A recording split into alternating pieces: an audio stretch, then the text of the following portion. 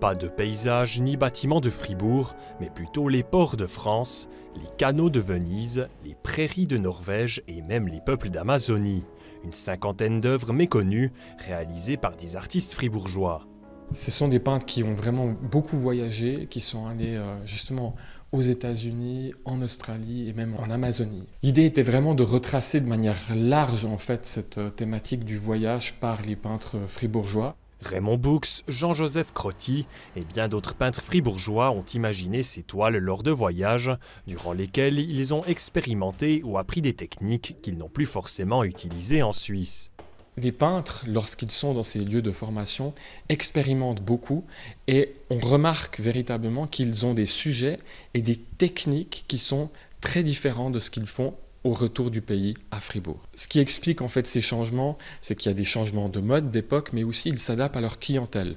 Leur clientèle a des besoins très spécifiques qui ne sont pas les mêmes que lorsqu'ils sont dans ces grands centres culturels. Ces tableaux expérimentaux sont peu communs et donc difficiles à trouver. Il aura fallu 5 ans pour élaborer cette exposition.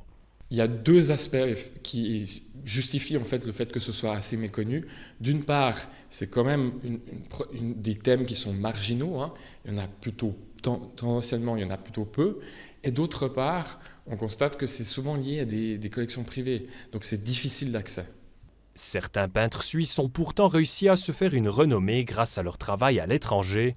Le nouveau musée Bienne abrite une exposition permanente dédiée à l'un d'eux, Klaus Walser, artiste biennois ayant travaillé à Berlin et même au Japon.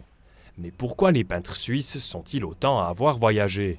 Ils ont dû chercher aussi où on peut travailler. Et en plus, la Suisse avait longtemps pas la possibilité d'une académie ou d'une école d'art.